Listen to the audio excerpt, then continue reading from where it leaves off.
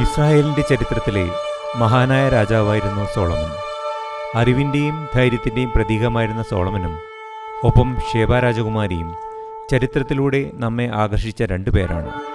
എന്നാൽ ചരിത്രത്തിലുടനീളം പല കഥകളും ഈ രണ്ടുപേരുടെയും ഓർമ്മകളോടൊപ്പം കലർന്നു പോയിട്ടുണ്ട്. സോളമൻ്റെ ജ്ഞാനവും ഷേബയുടെ ജിജ്ഞാസയും ഒന്നിച്ചു കലർന്നൊരു യാത്രയാണ് ഈ നാടകം. CML നിങ്ങൾക്കായി അവതരിപ്പിക്കുന്നു സോളമനും ഷേബയും.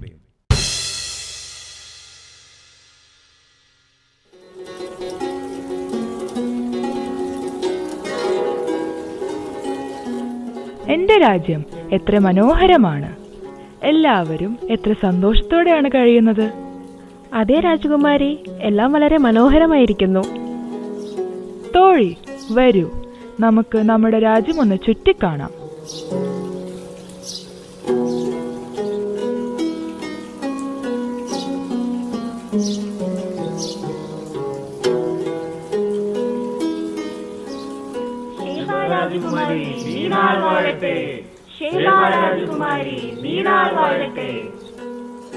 തോഴി, എല്ലാവരും എന്റെ ഭരണത്തിൽ സംതൃപ്തരാണല്ലേ? അതേ രാജകുമാരി. പക്ഷേ രാജകുമാരി, അവിടെ കുറെ പേർ ഇസ്രായേൽ എന്ന രാജ്യത്തെക്കുറിച്ചും അവിടുത്തെ രാജാവായ സോളമനെ കുറിച്ചും വല്ലാതെ പുകഴ്ത്തി പറയുന്നത് കേട്ടല്ലോ.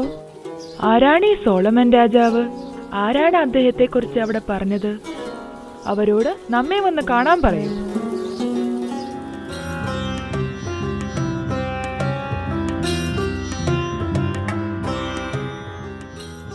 മാന്യപ്രജേ. മാന്യനോ? ഞാനോ? അതെ, അങ്ങു തന്നെ.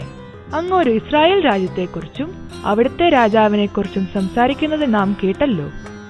അതേ രാജകുമാരി. ഇതെന്ത് നാട്? നാടെന്ന് പറഞ്ഞ ഇസ്രായേൽ ഒന്ന് കാണുന്നത് തന്നെയാണ്. എനിക്ക് ആ രാജ്യത്തെക്കുറിച്ചും ആ രാജാവിനെ കുറിച്ചും കൂടുതൽ അറിയണം. അങ്ങൊന്ന് പറയാമോ? തേനും പാലും ഒഴുകുന്ന സമ്പൽ സമൃദ്ധിയുള്ള നാട്. ആ നാടിനെ ഭരിക്കാൻ തികഞ്ഞ ജ്ഞാനമുള്ള ധീരനായ ഒരു രാജാവ്, മഹാനായ സോളമൻ. പറയുമ്പോൾ തന്നെ രോമം എഴുന്നേറ്റ് നിൽക്കുന്നു. മതി മതി. ആരവിടെ? ഇദ്ദേഹത്തെ തിരിച്ച് ഭവനത്തിലെത്തിക്കൂ.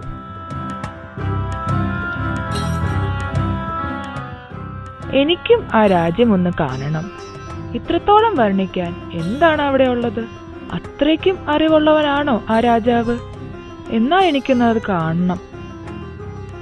തോഴി. എന്താ രാജകുമാരി? നമുക്കും ഇസ്രായേൽ രാജ്യം വരെ ഒന്ന് പോയാലോ? കുമാരി, ഒരു കുടിയന്റെ വാക്ക് കേട്ട് നമ്മൾ അവിടെ വരെ പോകണോ? അല്ല തോഴി, അയാൾ പറയുന്നതിൽ എന്തോ സത്യമുണ്ടെന്ന് എന്റെ മനസ്സ് പറയുന്നു. കുമാരിക്ക് തോന്നുന്നുണ്ടെങ്കിൽ നമുക്ക് പോകാം.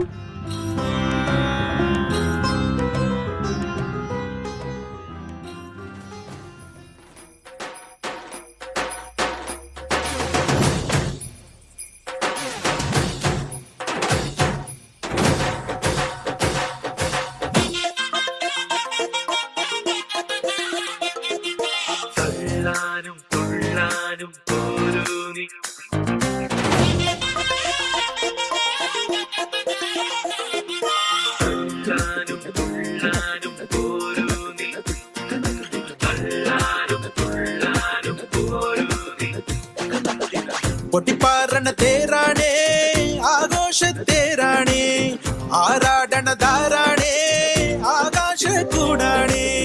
ഇതിലേ വരു നീ മധുചന്ദ്രികയേ, ഇവരിൽ ഇനി നിൻ മധുരം മതിയേ. കണ്ണാടി മാനത്തമ്മാനമാടാൻ എന്താടി മൈനെ ചെല്ലാതടി, തമ്പ്രാന്റെ കൈയിൽ എന്താണ് പെണ്ണെ പൊന്നാട വാങ്ങാൻ വയ്യാതടി.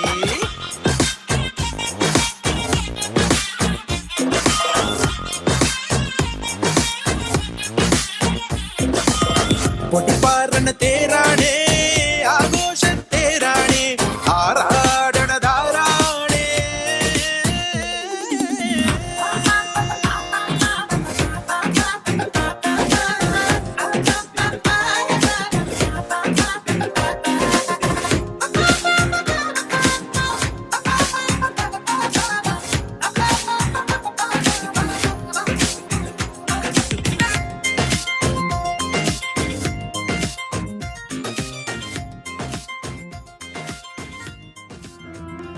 ശരിയാണ് തോഴി. ഇവിടെയെല്ലാം സമൃദ്ധമാണ്. തേനും പാലും ഒഴുകുന്ന ദേശം. എല്ലാവരിലും ഒരു പ്രത്യേക തരം ആനന്ദം എനിക്ക് കാണാൻ സാധിക്കുന്നു. അത് കുമാരിക്ക് തോന്നുന്നതായിരിക്കും. അല്ല തോഴി, എന്തോ ഒരു പ്രത്യേക അനുഗ്രഹം ഈ നാട്ടിൽ എനിക്ക് അനുഭവിക്കാൻ സാധിക്കുന്നു. വരൂ, നമുക്ക് സോളമൻ രാജാവിന്റെ കൊട്ടാരത്തിലേക്ക് പോകാം. കേട്ടറിഞ്ഞതുപോലെ അറിവുള്ള രാജാവാണോ എന്ന് നമുക്ക് നോക്കാം.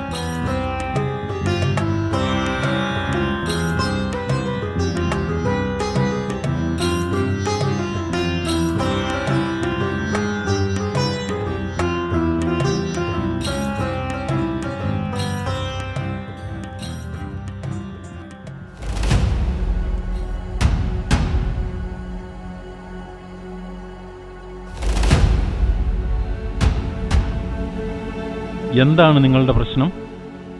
പ്രഭു, ഈ കുഞ്ഞ് ഇവരുടെ രണ്ടുപേരുടെയുമാണെന്ന് ഇവർ പറയുന്നു. യഥാർത്ഥത്തിൽ ഈ കുഞ്ഞിന്റെ അമ്മ ആരാണെന്ന് എനിക്ക് കണ്ടെത്താൻ സാധിക്കുന്നില്ല. നിങ്ങളുടേതാണോ ഈ കുഞ്ഞ്? അതെ പ്രഭു, എന്റെ കുഞ്ഞാണ്. അവളുടെ കുഞ്ഞ് പ്രസവത്തിൽ മരിച്ചുപോയി. നിങ്ങൾക്ക് എന്താണ് പറയാനുള്ളത്? അതെ പ്രഭു, എന്റെ കുഞ്ഞാണിത്. അവൾ കള്ളം പറയുകയാണ് പ്രഭു, അത് എന്റെ കുഞ്ഞാണ്. ആരവിടെ? ഒരു വാൾ കൊണ്ടുവരൂ.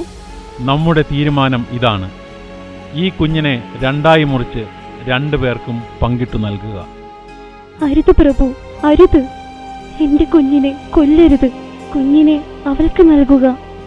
എന്റെ കുഞ്ഞ് എവിടെയാണെങ്കിലും സന്തോഷത്തോടെ ജീവിക്കുന്നത് കണ്ടാൽ മതി. ഇവൾ കള്ളം പറഞ്ഞിരിക്കുന്നു. ആരവിടെ? ഇവളെ തുറങ്കിലടയ്ക്കും.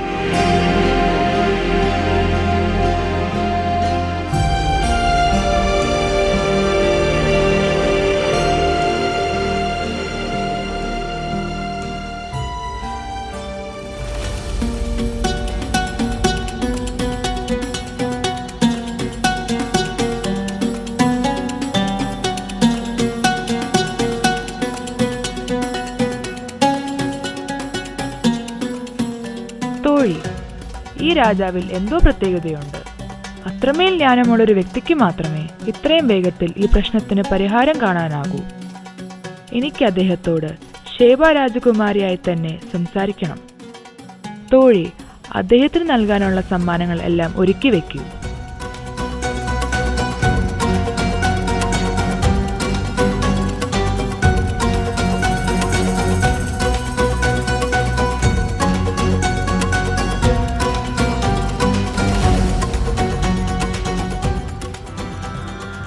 വന്ദനം പ്രഭു.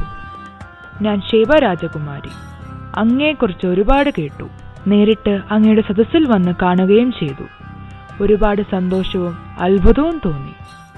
ഇസ്രായേൽ രാജ്യത്തിലേക്ക് കുമാരിക്ക് സ്വാഗതം. അങ്ങയുടെ രാജ്യം ഇത്ര മഹത്വരമായത് എങ്ങനെയാണ്? രാജകുമാരി കണ്ടതും കേട്ടതുമെല്ലാം സത്യങ്ങൾ മാത്രം. സ്വർഗീയ പിതാവ് ഞങ്ങൾക്ക് നൽകിയ ഞങ്ങളുടെ വാഗ്ദത്ത ഭൂമി, തേനും പാലും ഒഴുകുന്ന ഇസ്രയേൽ, ആയിരങ്ങളെ കൊണ്ട് 10,000-ങ്ങളെ പൊരുതി തോൽപ്പിച്ച ധീരയോദ്ധാക്കളുടെ നാട്, സ്വർഗീയ മഹിമയുടെ ഇരിപ്പിടമായ ജെറുസലേം ദേവാലയം സ്ഥിതി ചെയ്യുന്ന നാട്. ഇതൊന്നും ഞങ്ങളുടെ കഴിവല്ല.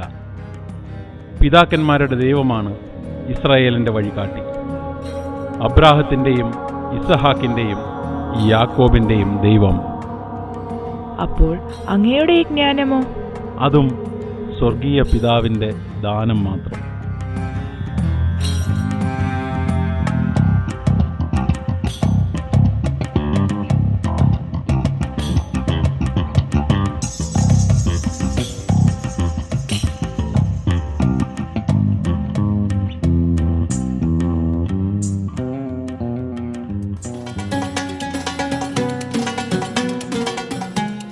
എന്താണ് രാജകുമാരി, മുഖത്തൊരാനന്ദം?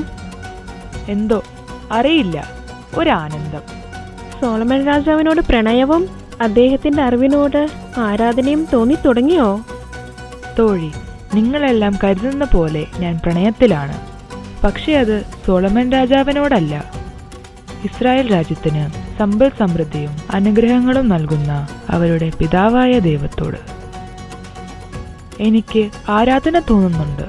അത് പക്ഷെ ഒരിക്കലും സൊളമൻ രാജാവിന്റെ അറിവിനോടല്ല, നന്മയും തിന്മയും തിരിച്ചറിയാൻ അദ്ദേഹത്തിന് ജ്ഞാനം നൽകിയ ഇസ്രായേലിന്റെ പിതാവായ ദൈവത്തോട്.